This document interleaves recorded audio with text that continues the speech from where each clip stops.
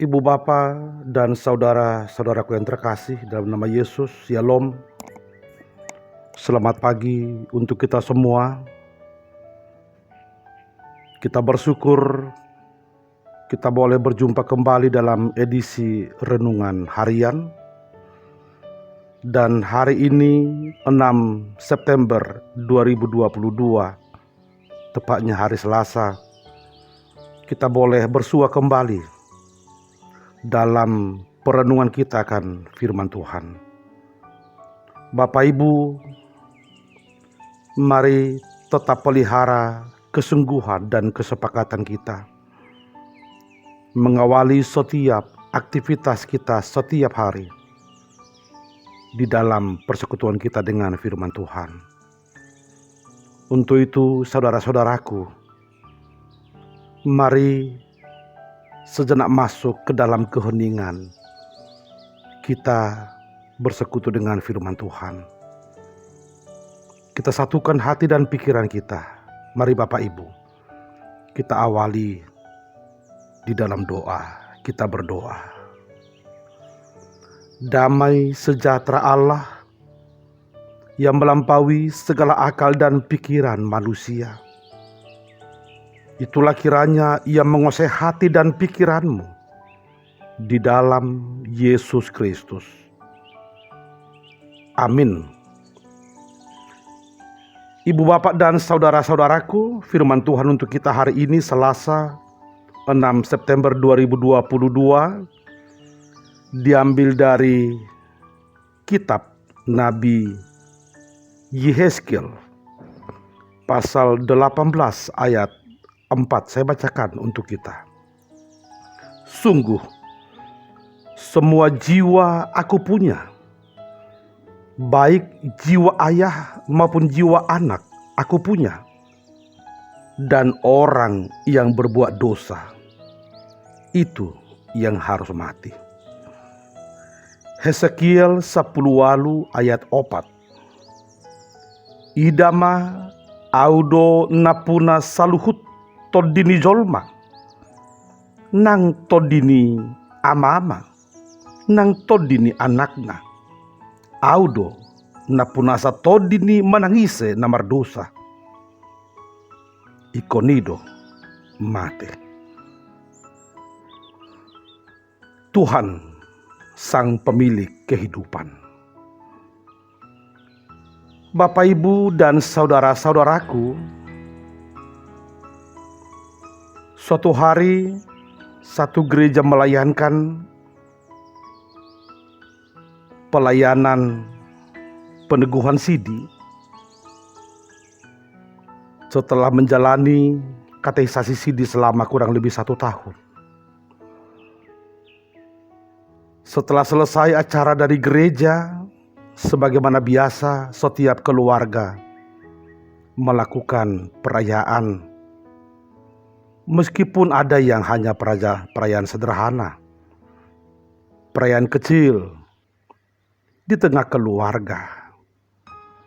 Dan memang ini penting sebagai satu kesempatan untuk memberikan nasihat, memberikan arahan kepada anggota keluarga yang sudah menerima peneguhan sidi. Mengapa Bapak Ibu? Karena ketika dia sudah menerima peneguhan sidi, maka dia sudah memasuki tahapan dewasa. Dewasa artinya di sana dia sudah harus mampu memilah mana yang seturut dengan kehendak Tuhan yang harus dia lakukan, dan mana yang tidak seturut dengan kehendak Tuhan yang harus dia hindari dan yang harus dia tinggalkan. Tibalah Bapak Ibu di satu keluarga, karena ada anggota keluarga yang ikut menerima peneguhan sidi. Lalu mereka pun melakukan perayaan, dan perayaan ini sedikit besar karena mereka mengundang juga kakek neneknya, pamannya, tulangnya, keluarga besar yang kebetulan tidak jauh dari tempat mereka. Bapak Ibu, ketika keluarganya memberikan nasihat, ada orang yang memberikan nasihat, dan saya pikir nasihat ini harus kita kritisi. Lalu dia berkata, sejak hari ini kamu harus sudah sangat hati-hati. Kamu sudah dewasa. Ingat, mulai hari ini kamulah yang menanggung dosamu. Bapak Ibu, ada yang harus kita luruskan di sana. Apakah memang seseorang itu menanggung dosanya hanya setelah dia menerima peneguhan sidi? Ada yang salah di sana, Bapak Ibu. Setiap orang harus menanggung apa yang dia perbuat sejak dia lahir ke dunia ini. Lalu mengapa muncul? Mengapa ada pemahaman seperti itu? Bapak Ibu, pemahaman itu muncul karena ada istilah malua, lepas. Tetapi salah artinya. Dan terjadi miskonteks. Karena lepas atau malua di sana sebenarnya bukan malua, bukan lepas dari tanggung jawab menanggung dosa. Tetapi dia sudah boleh berdiri sendiri. Dia sudah boleh menentukan sendiri arah dan tujuan hidupnya. Karena dia sudah dewasa. Ibu, bapak, dan saudara-saudaraku, pemahaman seperti itulah yang hendak ditegaskan juga dalam nas kita hari ini. Di Yehezkel 18 ayat 2, Nabi Yehezkel mengatakan seperti ini. Ada apa dengan kamu? Sehingga kamu mengucapkan kata sindiran ini di tanah Israel. Ayah-ayah makan buah mentah, dan gigi anak-anaknya menjadi ngilu. Bapak Ibu, kata sindiran ini muncul karena ada pemahaman pada waktu itu apa yang diperbuat oleh orang tua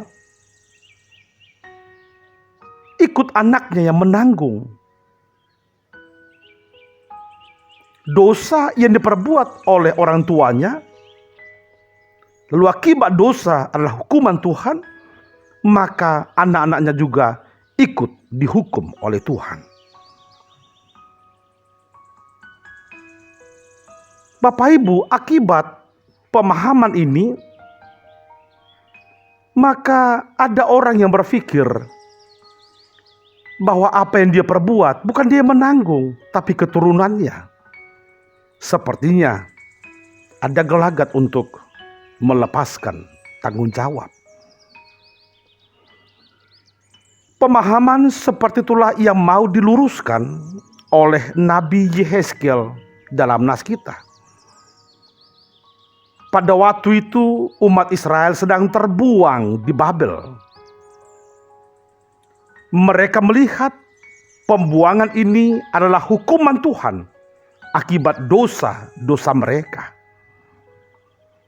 Lalu yang muncul di pikiran mereka dan pemahaman mereka, pembuangan akibat dosa ini bukan karena dosa mereka, tetapi karena dosa para pendahulu mereka. Dosa nenek moyang mereka, dosa orang tua mereka. Dengan pemahaman seperti ini, mereka sepertinya berapologet, mau membela diri, mau mengatakan, kami tidak bersalah, kami tidak berdosa. Keadaan yang kami tanggung ini bukan karena dosa kami, tapi karena dosa para pendahulu kami. Bapak, Ibu, dan saudara-saudaraku, itulah sebabnya Nabi Yehezkel menegaskan dalam nas kita, sungguh semua jiwa aku punya, baik jiwa ayah maupun jiwa anak aku punya, dan orang yang berbuat dosa itu yang harus mati. Kalimat yang terakhir ini Bapak Ibu yang mau kita garis bawahi. Orang yang berbuat dosa itu yang harus mati. Kematian adalah akibat dosa. Maka kematian ini harus diterima oleh setiap orang yang sudah jatuh ke dalam dosa. Bapak Ibu, sejenak saya mau mengajak kita untuk mengkritisi nas kita, karena ada pemahaman dan terjemahan yang kurang tepat. Dalam Alkitab berbahasa Indonesia, dalam nas kita dikatakan jiwa, dan dalam Bible bahasa Batak dikatakan todi. Yang kurang tepat ialah kalau kita merujuk ke bahasa aslinya, ke bahasa Ibrani, ke Biblia Hebraika, di sana dikatakan hanapsot, dari kata nafas, nefes, nafas, hidup, hosa dalam bahasa Batak. Itu sebabnya terjemahan yang tepat sebenarnya dalam nas kita ialah sungguh semua hidup aku punya. Tuhanlah pemilik kehidupan kita. Itu sebabnya para nabi di tengah-tengah Israel perjanjian lama selalu mengingatkan bahwa hidup ini bukan milik kita, tetapi Tuhan yang punya. Karena Tuhan sang pemilik kehidupan kita, maka dengan segala kerendahan hati, mari serahkan diri sepenuhnya hanya ke dalam tangan Tuhan. Kita beroleh hidup, luput dari hukuman Tuhan, ketika kita senantiasa berjalan seturut dengan kehendak Tuhan. Ibu bapa dan saudara-saudaraku, nas ini juga menjadi perenungan untuk kita. Pesan apa Bapak Ibu yang mau kita ambil, yang mau kita petik dari nas kita hari ini? Yang pertama Bapak Ibu, mari pastikan kita menikmati kehidupan ini secara benar. Hidup yang adalah milik Tuhan, selama Tuhan memberikan itu untuk kita nikmati, mari kita nikmati secara benar. Itu artinya mari mengisi kehidupan ini dengan pekerjaan-pekerjaan, dengan perbuatan-perbuatan yang seturut dengan kehendak Tuhan.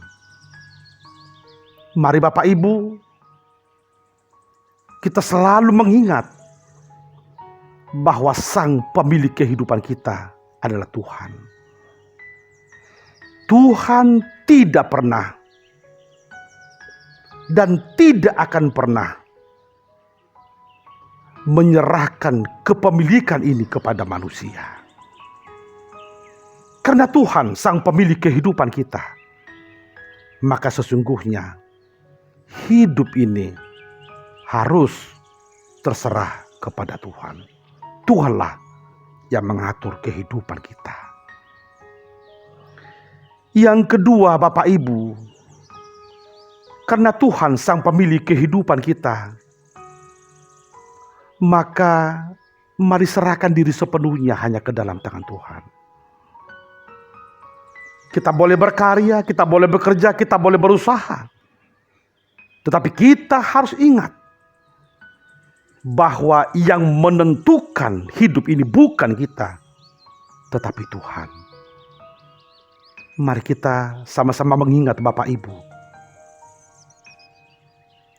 agar jangan pernah berlagak kitalah pemilik kehidupan ini. Seolah-olah hidup ini hanya sesuai dengan keinginan dan selera kita. Itu yang salah Bapak Ibu. Yang benar ialah mari serahkan sepenuhnya hanya ke dalam tangan Tuhan. Maka benarlah apa kata Kidung Jemaat. Berserah kepada Tuhan. Kita serahkan kehidupan kita hanya kepada Tuhan. Dan tiap langkahku diatur oleh Tuhan. Tuhanlah yang mengatur langkah kita. Yang ketiga Bapak Ibu, karena Tuhan sang pemilik kehidupan kita, maka mari pastikan kita menjadi orang-orang yang hidup. Kita menjadi orang-orang yang hidup ketika kita selalu berada di dalam keterhubungan dengan Tuhan. Mengapa kematian akibat dosa? Karena dosa memutus hubungan manusia dengan Tuhan. Ketika hubungan manusia putus dengan Tuhan, maka dia sebenarnya sudah mati. Maka mari Bapak Ibu, kita pastikan kita orang-orang yang hidup. Dan mari isi kehidupan ini secara benar. Hingga kita boleh dinamis. Kita bertumbuh seturut dengan kehendak Tuhan. Sederhanakan hidup ini Bapak Ibu. Mari bekerja, berkarya, berusaha, mengisi setiap langkah kehidupan kita. Lalu mari serahkan semuanya hanya ke dalam tangan Tuhan. Tuhanlah yang menentukan hasilnya. Itu artinya kita nikmati proses yang ada. Lalu kita percaya Tuhan pasti berikan yang terbaik, yang terindah dalam kehidupan kita. Selamat merayakan kehidupan, selamat bertumbuh, dan selamat memelihara keterhubungan dengan Tuhan. Tuhan memberkati. Amin.